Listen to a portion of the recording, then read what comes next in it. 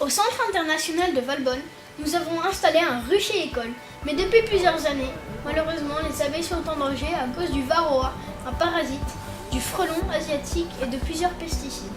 De plus, l'été dernier, nous avons perdu beaucoup de plantes. Le Pittosporum est une plante de la région, mais avec le changement climatique, les 6 mois de sécheresse ont compliqué la situation. Les élèves de 6e ont donc réfléchi pour savoir comment replanter les espaces du CIV et aux alentours du CIV pour aider les pollinisateurs. Bonjour Monsieur Pran. Bonjour. Alors quelles sont les plantes qui sont bonnes pour les abeilles? Alors les plantes bonnes pour les abeilles, il y en a plusieurs. Il y en a qui sont, on va parler de plantes nectarifères qui produisent du nectar que les abeilles vont utiliser pour le pollen, le nectar et des fois le miel, les déjections des insectes qui vont piquer les plantes. Bonjour, comment peut-on choisir les plantes mellifères? Alors pour choisir des plantes mellifères, le mieux c'est de choisir celles qui fleurissent le plus longtemps, sur la plus grosse période, de manière à ce que les abeilles aient toujours de quoi s'approvisionner. Nous avons rencontré Monsieur Prin, paysagiste, qui nous a conseillé sur les espèces mellifères à planter au rucher.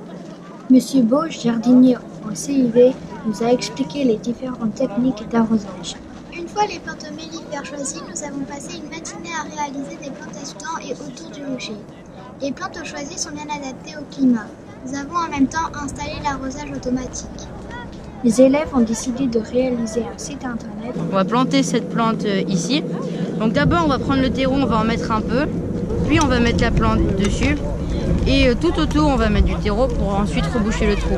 Le terreau va servir à ce que la plante repousse bien. On est en train d'assembler les éléments pour l'arrosage automatique avec le petit buteur et le tuyau.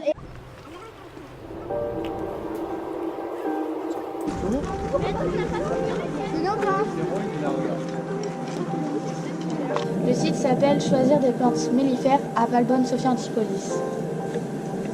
Nous avons organisé notre site selon 3 niveaux de végétation: strate arbustive, strate buissonnante et strate herbacée.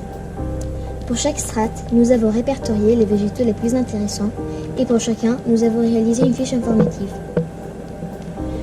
Nous avons indiqué de sa description, l'intérêt de la plante pour les pollinisateurs, sa période de floraison et son exposition. Ok, super. Du coup, votre site il est très bien fait, bravo.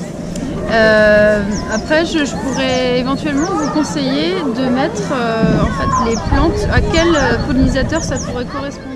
J'en ai parlé de ce projet à mes amies et le site internet. Elles ont beaucoup aimé et ça leur a donné envie de planter et mettre plein d'espèces partout.